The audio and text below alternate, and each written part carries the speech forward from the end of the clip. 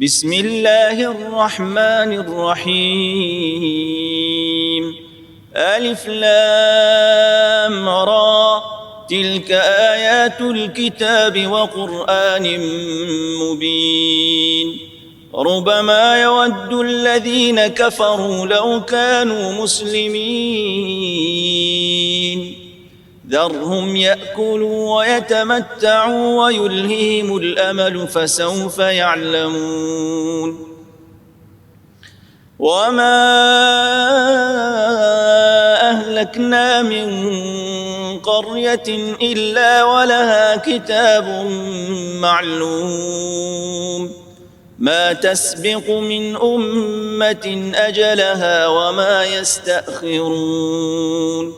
وقالوا يا أيها الذي نزل عليه الذكر إنك لمجنون لو ما تأتينا بالملائكة إن كنت من الصادقين ما ننزل الملائكة إلا بالحق وما كانوا إذا منظرين إنا نحن نزلنا الذكر وإنا له لحافظون ولقد أرسلنا من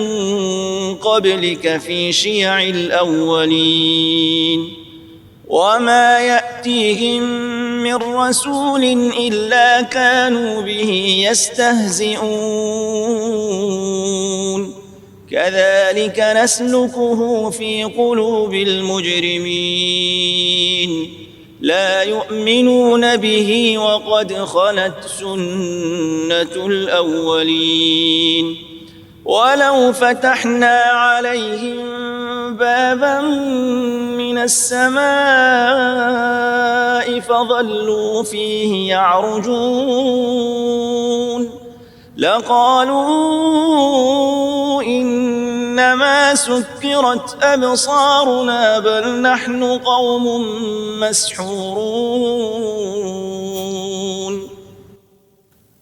ولقد جعلنا في السماء بروجا وزيناها للناظرين وحفظناها من كل شيطان رجيم إلا من استرق السمع فأتبعه شهاب مبين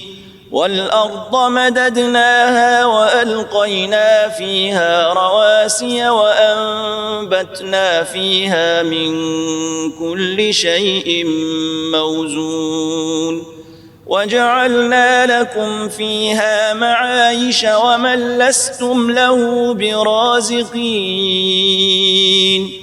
وإن من شيء إلا عندنا خزائنه وما ننزله إلا بقدر معلوم وأرسلنا الرياح لواقح فأنزلنا من السماء ماء فأسقيناكموه وما أنتم له بخازنين وإنا لنحن نحيي ونميت ونحن الوارثون ولقد علمنا المستقدمين منكم ولقد علمنا المستأخرين وإن ربك هو يحشرهم إنه حكيم عليم ولقد خلقنا الإنسان من صلصال من حمأ مسنون والجان خلقناه من قبل من نار السموم وإذ قال ربك للملائكة الملائكة إني خالق بشرا من صلصال من حمأ مسنون فإذا سويته ونفخت فيه من روحي فقعوا له ساجدين فسجد الملائكة كلهم أجمعون إلا إبليس أبى أن يكون مع الساجدين قال يا إبليس ما لك ألا تكون مع الساجدين قال لم أكن لأسجد لبشر خلقته من صلصال من حمأ مسنون قال فاخرج منها فإنك رجيم وإن عليك اللعنة إلى يوم الدين قال رب فأنظرني إلى يوم يبعثون قال فإنك من المنظرين إلى يوم الوقت المعلوم قال رب بما أغويتني لأزينن لهم في الأرض ولأغوينهم أجمعين إلا عبادك منهم المخلصين قال هذا صراط علي مستقيم إن عبادي ليس لك عليهم سلطان إلا من اتبعك من الغاوين وإن جهنم لموعدهم أجمعين لها 7 أبواب لكل باب منهم جزء مقسوم إن المتقين في جنات وعيون ادخلوها بسلام آمنين ونزعنا ما في صدورهم من غل إخوانا على سرر متقابلين لا يمسهم فيها نصب وما هم منها بمخرجين نبئ عبادي أني أنا الغفور الرحيم وأن عذابي هو العذاب الأليم ونبئهم عن ضيف إبراهيم إذ دخلوا عليه فقالوا سلاما قال إنا منكم وجلون قالوا لا توجل إنا نبشرك بغلام عليم قال أبشرتموني على أن مسني الكبر فبم تبشرون قالوا بشرناك بالحق فلا تكن من القانطين قال ومن يقنط من رحمة ربه إلا الضالون قال فما خطبكم أيها المرسلون قالوا إنا أرسلنا إلى قوم مجرمين إلا آل لوط إنا لمنجوهم أجمعين إلا امرأته قدرنا إنها لمن الغابرين فلما جاء آل لوط المرسلون قال إنكم قوم منكرون قالوا بل جئناك بما كانوا فيه يمترون وأتيناك بالحق وإنا لصادقون فأسر بأهلك بقطع من الليل واتبع أدبارهم ولا يلتفت منكم أحد وامضوا حيث تؤمرون وقضينا إليه ذلك الأمر أن دابر هؤلاء مقطوع مصبحين وجاء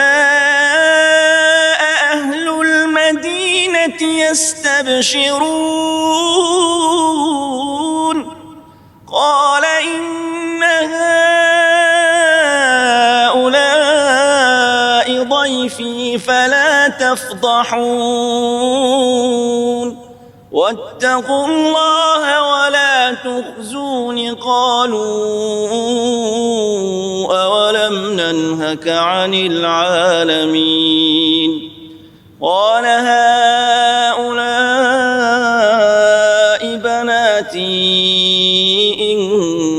كنتم فاعلين لعمرك إنهم لفي سكرتهم يعمهون فأخذتهم الصيحة مشرقين فجعلنا عاليها سافلها وأمطرنا عليهم حجارة من سجيل إن في ذلك لآيات للمتوسمين وإنها لبسبيل مقيم إن في ذلك لآية للمؤمنين وإن كان أصحاب الأيكة لظالمين فانتقمنا منهم وإنهما لبإمام مبين ولقد كذب أصحاب الحجر المرسلين وآتيناهم آياتنا فكانوا عنها معرضين وكانوا ينحتون من الجبال بيوتا آمنين فأخذتهم الصيحة مصبحين فما أغنى عنهم ما كانوا يكسبون وما خلقنا السماوات والأرض وما بينهما إلا بالحق وإن الساعة لآتية فاصفح الصفح الجميل إن ربك هو الخلاق العليم ولقد آتيناك 7 من المثاني والقرآن العظيم لا تمدن عينيك إلى ما متعنا به أزواجا منهم ولا تحزن عليهم واخفض جناحك للمؤمنين وقل إني أنا النذير المبين كما أنزلنا على المقتسمين الذين جعلوا القرآن عضين فوربك لنسألنهم أجمعين عما كانوا يعملون فاصدع بما تؤمر وأعرض عن المشركين إنا كفيناك المستهزئين الذين يجعلون مع الله إلها آخر فسوف يعلمون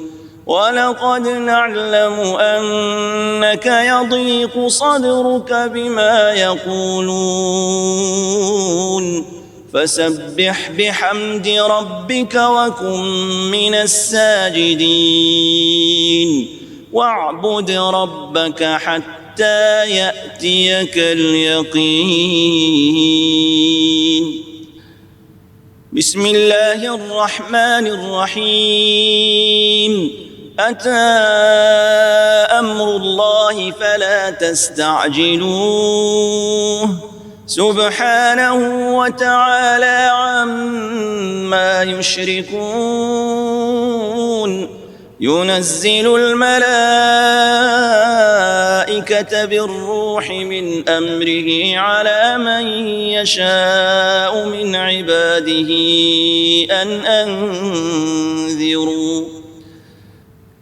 أنذروا أنه لا إله إلا أنا فاتقون خلق السماوات والأرض بالحق تعالى عما يشركون خلق الإنسان من نطفة فإذا هو خصيم مبين والأنعام خلقها لكم فيها دفء ومنافع ومنها تأكلون ولكم فيها جمال حين تريحون وحين تسرحون وتحمل أثقالكم إلى بلد لم تكونوا بالغيه إلا بشق الأنفس إن ربكم لرؤوف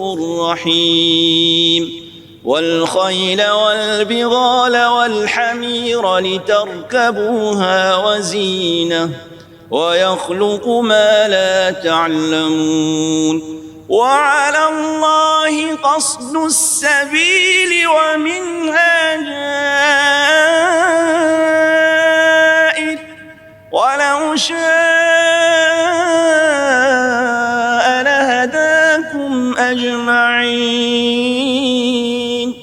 هو الذي أنزل من السماء ماء لكم منه شراب ومنه شجر فيه تسيمون ينبت لكم به الزرع والزيتون والنخيل والأعناب ومن كل الثمرات إن في ذلك لآية لقوم يتفكرون وسخر لكم الليل والنهار والشمس والقمر والنجوم مسخرات بأمره إن في ذلك لآيات لقوم يعقلون وما ذرأ لكم في الأرض مختلفا ألوانه إن إن في ذلك لآية لقوم يذكرون وهو الذي سخر البحر لتأكلوا منه لحما طريا وتستخرجوا منه حلية تلبسونها وترى الفلك مواخر فيه ولتبتغوا من فضله ولعلكم تشكرون وألقى في الأرض رواسي أن تميد بكم وأنهارا وسبلا لعلكم تهتدون وعلامات وبالنجم هم يهتدون أفمن يخلق كمن لا يخلق أفلا تذكرون وإن تعدوا نعمة الله لا تحصوها إن الله لغفور رحيم والله يعلم ما تسرون وما تعلنون والذين يدعون من دون الله لا يخلقون شيئا وهم يخلقون أموات غير أحياء وما يشعرون أيان يبعثون إلهكم إله واحد فالذين لا يؤمنون بالآخرة قلوبهم منكرة وهم مستكبرون لا جرم أن الله يعلم ما يسرون وما يعلنون إنه لا يحب المستكبرين وإذا قيل لهم ماذا أنزل ربكم قالوا أساطير الأولين ليحملوا أوزارهم كاملة يوم القيامة ومن أوزار الذين يضلونهم بغير علم ألا ساء ما يزرون قد مكر الذين من قبلهم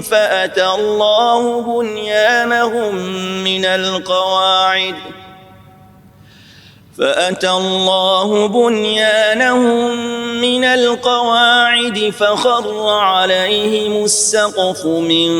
فوقهم وأتاهم العذاب من حيث لا يشعرون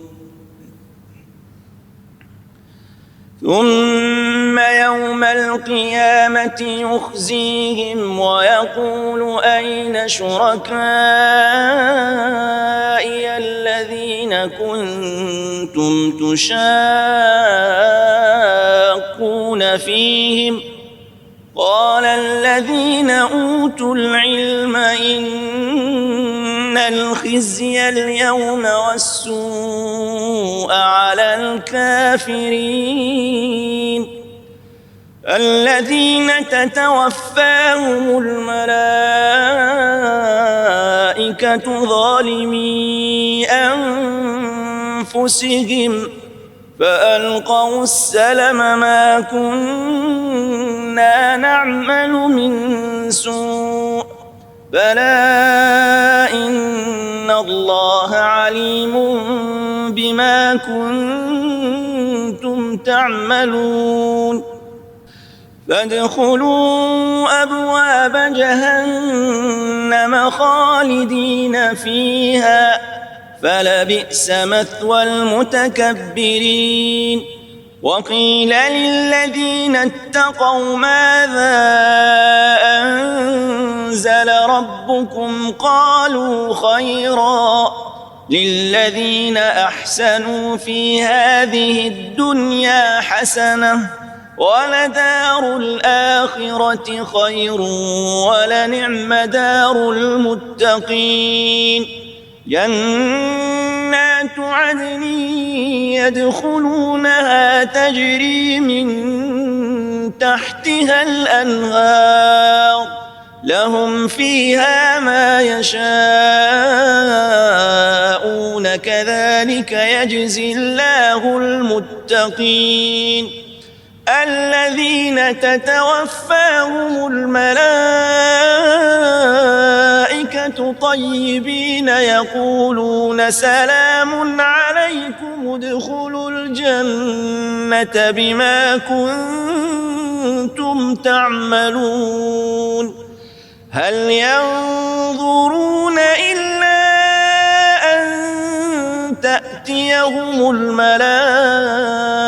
أو يأتي أمر ربك كذلك فعل الذين من قبلهم وما ظلمهم الله ولكن كانوا أنفسهم يظلمون فأصابهم سيئات ما عملوا وحاق بهم ما كانوا به يستهزئون وقال الذين أشركوا لو شاء الله ما عبدنا من دونه من شيء نحن ولا آباؤنا ولا حرمنا من دونه من شيء كذلك فعل الذين من قبلهم فهل على الرسل إلا البلاغ المبين ولقد بعثنا في كل أمة رسولا أن اعبدوا الله واجتنبوا الطاغوت فمنهم من هدى الله ومنهم من حقت عليه الضلالة فسيروا في الأرض فانظروا كيف كان عاقبة المكذبين إن تحرص على هداهم فإن الله لا يهدي من يضل وما لهم من ناصرين وأقسموا بالله جهد أيمانهم لا يبعث الله من يموت بلى وعدا عليه حقا ولكن أكثر الناس لا يعلمون ليبين لهم الذي يختلفون فيه وليعلم الذين كفروا أنهم كانوا كاذبين إنما قولنا لشيء إذا أردناه أن نقول له كن فيكون والذين هاجروا في الله من بعد ما ظلموا لنبوئنهم في الدنيا حسنة ولأجر الآخرة أكبر لو كانوا يعلمون الذين صبروا وعلى ربهم يتوكلون وما أرسلنا من قبلك إلا رجالا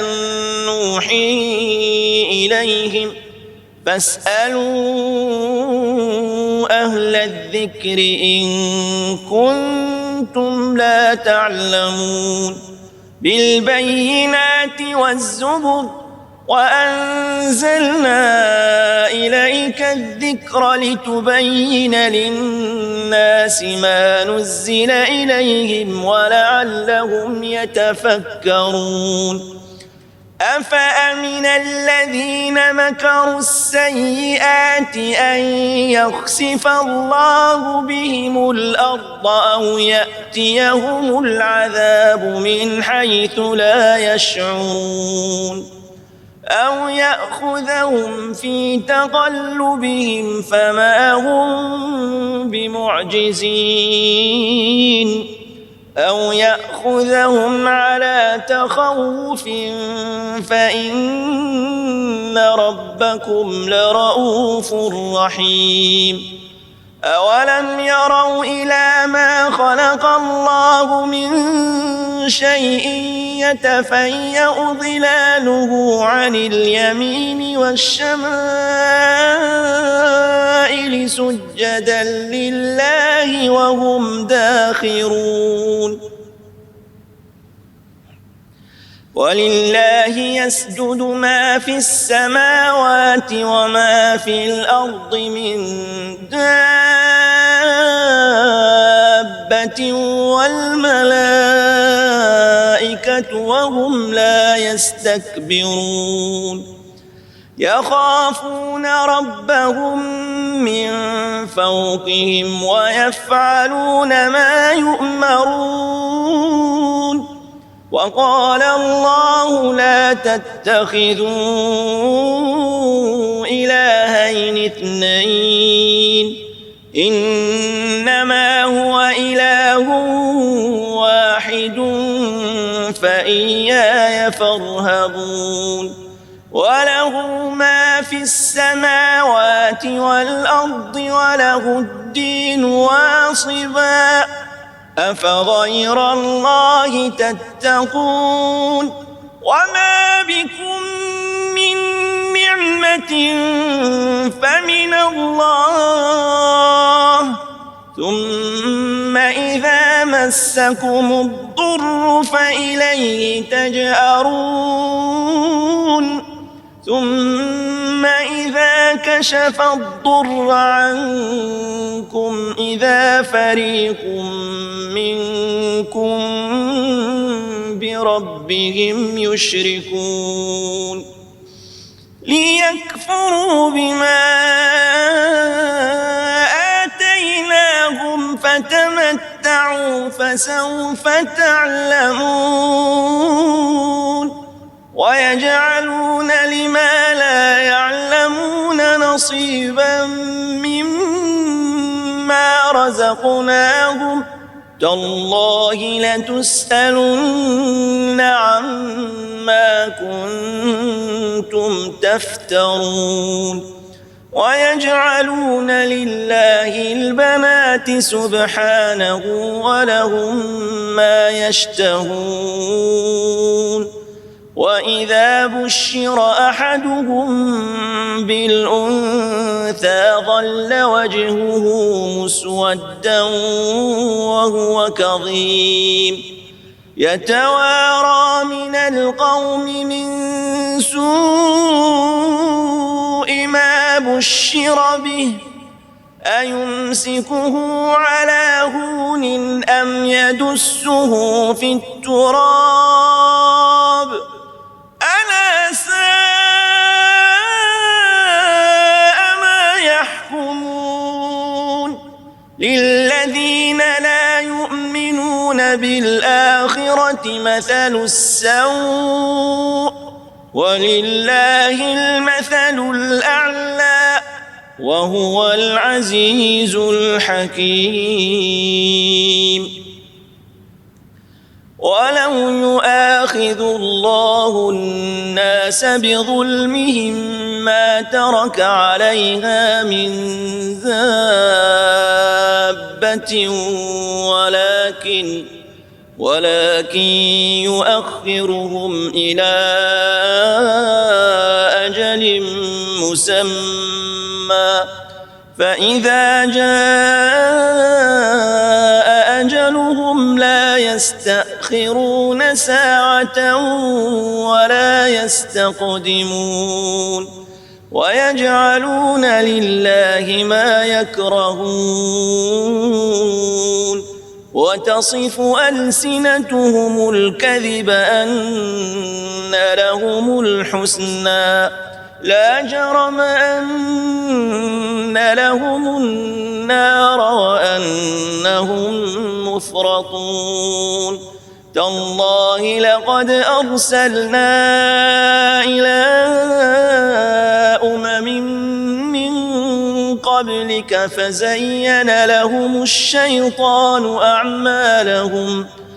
فزين لهم الشيطان أعمالهم فهو وليهم اليوم ولهم عذاب أليم وما أنزلنا عليك الكتاب إلا لتبين لهم الذي اختلفوا فيه وهدى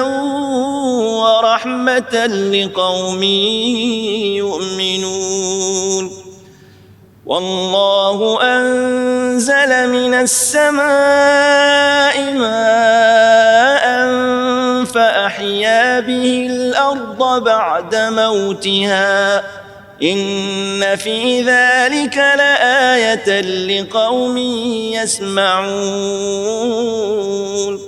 وإن لكم في الأنعام لعبرة نسقيكم مما في بطونه من بين فرث ودم لبنا خالصا سائغا للشاربين ومن ثمرات النخيل والأعناب تتخذون منه سكرا ورزقا حسنا إن في ذلك لآية لقوم يعقلون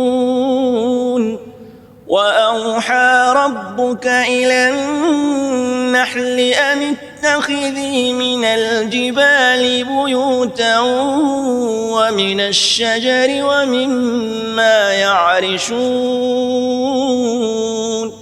ثم كلي من كل الثمرات فاسلكي سبل ربك ذللا يخرج من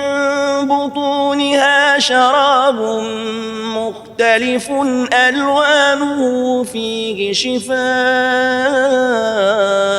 للناس إن في ذلك لآية لقوم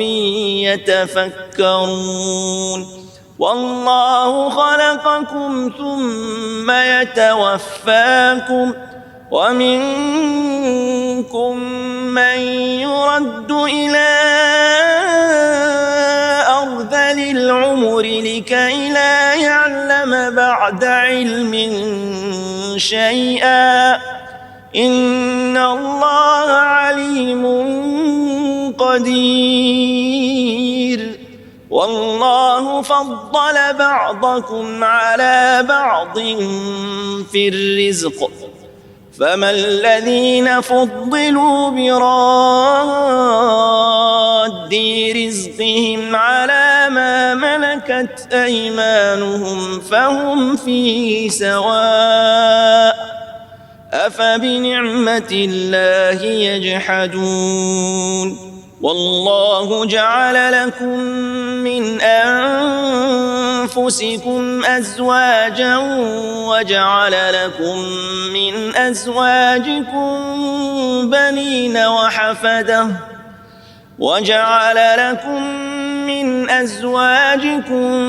بنين وحفدة ورزقكم من الطيبات أفبالباطل يؤمنون وبنعمة الله هم يكفرون ويعبدون من دون الله ما لا يملك لهم رزقا من السماوات والأرض شيئا ولا يستطيعون فلا تضربوا لله الأمثال إن الله يعلم وأنتم لا تعلمون ضرب الله مثلا عبدا مملوكا لا يقدر على شيء ومن رزقناه منا رزقا حسنا فهو ينفق منه سرا وجهرا هل يستوون الحمد لله بل أكثرهم لا يعلمون وضرب الله مثلا رجلين أحدهما أبكم لا يقدر على شيء وهو كل على مولاه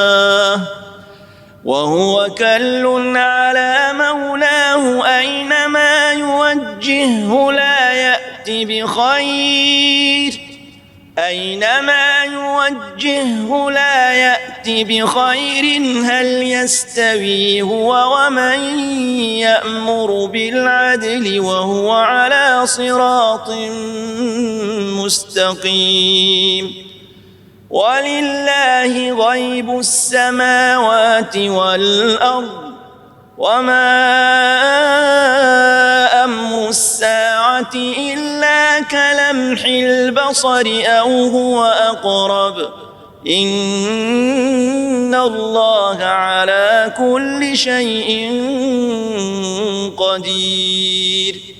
والله أخرجكم من بطون أمهاتكم لا تعلمون شيئا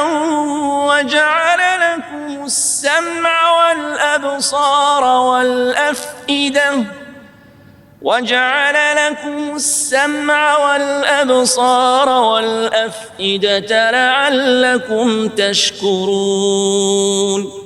ألم يروا إلى الطير مسخرات في جو السماء ما يمسكهن إلا الله إن في ذلك لآيات لقوم يؤمنون والله جعل لكم من بيوتكم سكنا وجعل لكم من جلود الأنعام بيوتا تستخفونها يوم ظعنكم ويوم إقامتكم ومن أصوافها وأوبارها وأشعارها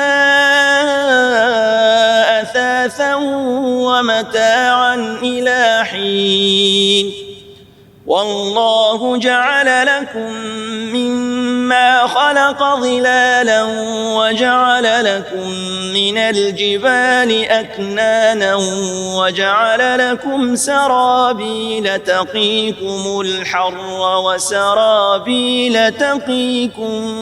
بأسكم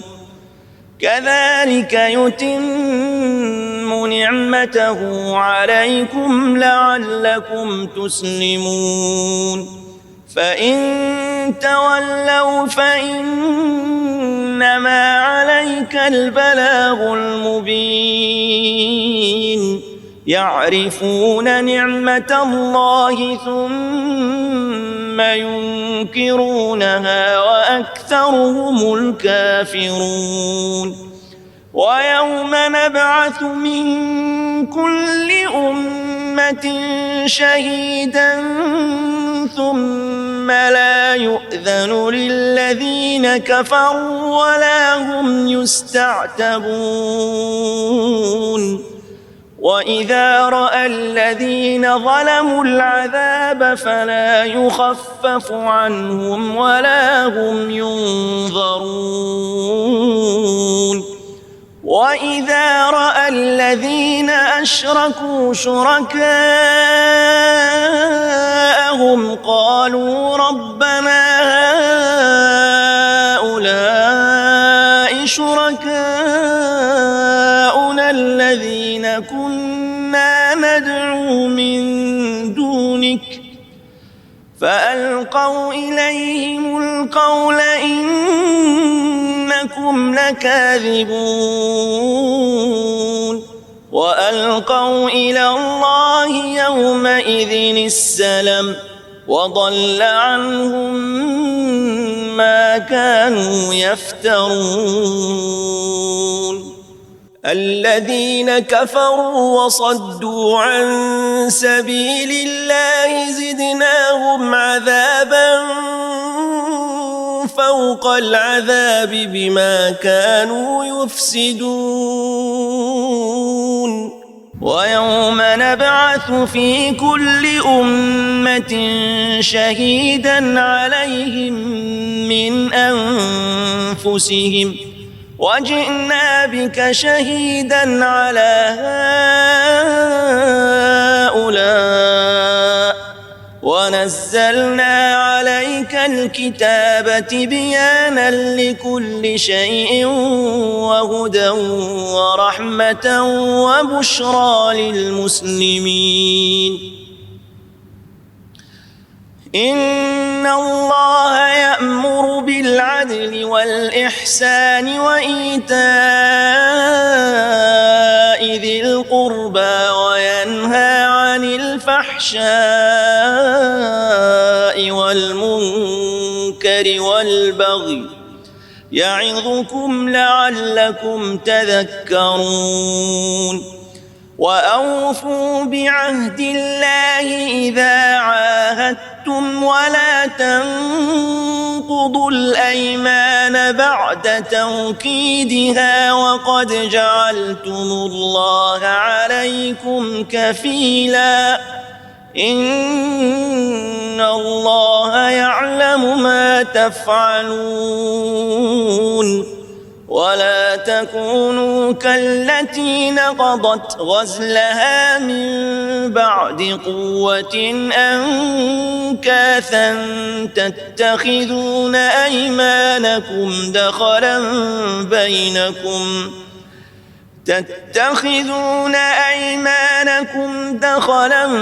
بينكم أن تكون أمة هي أربى من أمة إنما يبلوكم الله به وليبينن لكم يوم القيامة ما كنتم فيه تختلفون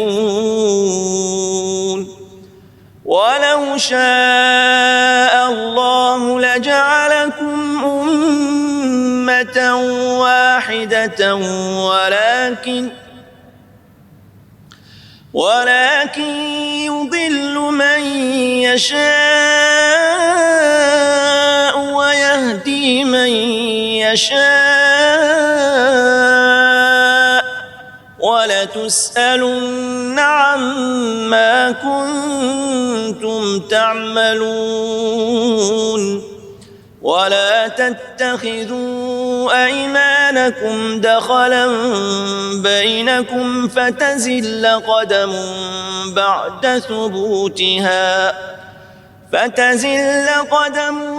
بعد ثبوتها وتذوقوا السوء بما صددتم عن سبيل الله ولكم عذاب عظيم ولا تشتروا بعهد الله ثمنا قليلا إنما عند الله هو خير لكم إن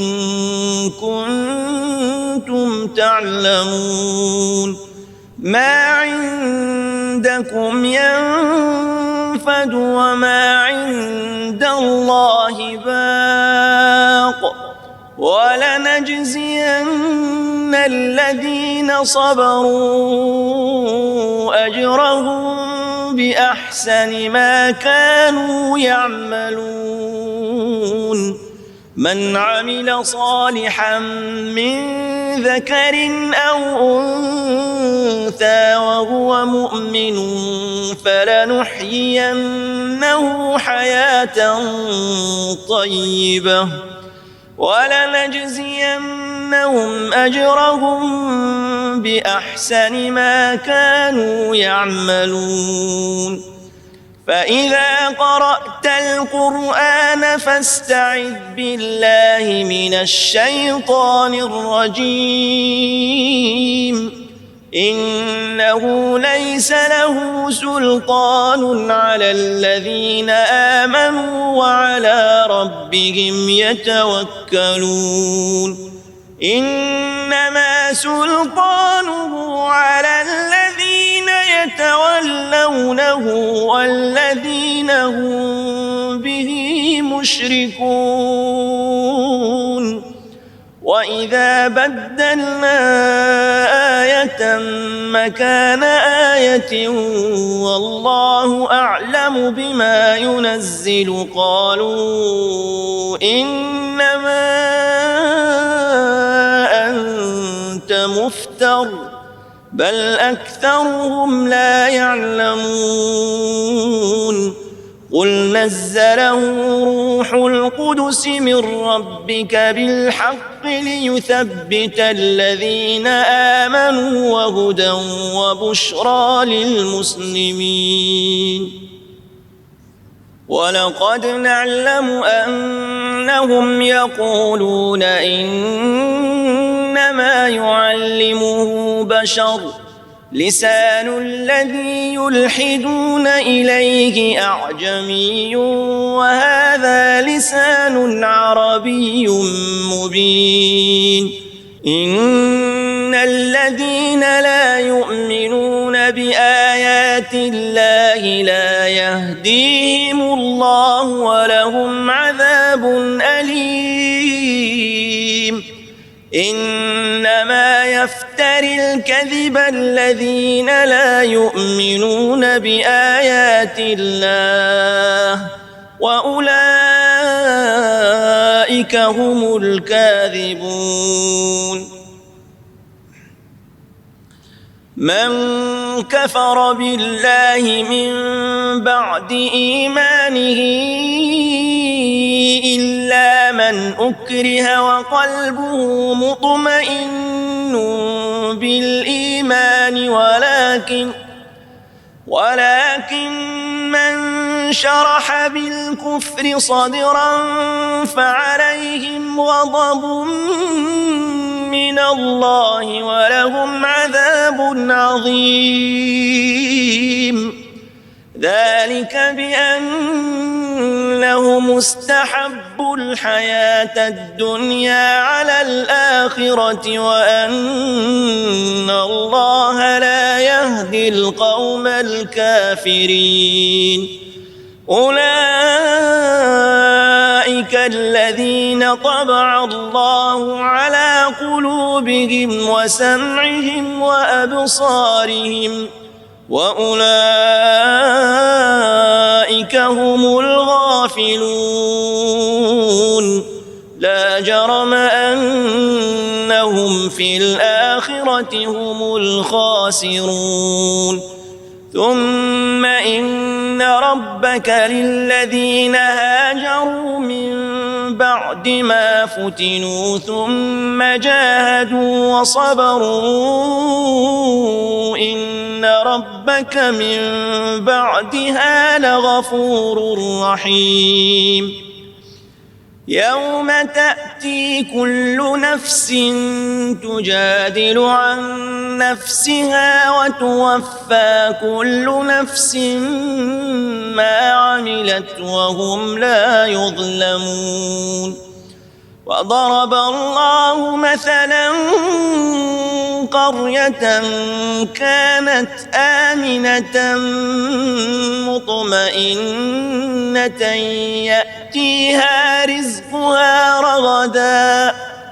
يأتيها رزقها رغدا من كل مكان فكفرت بأنعم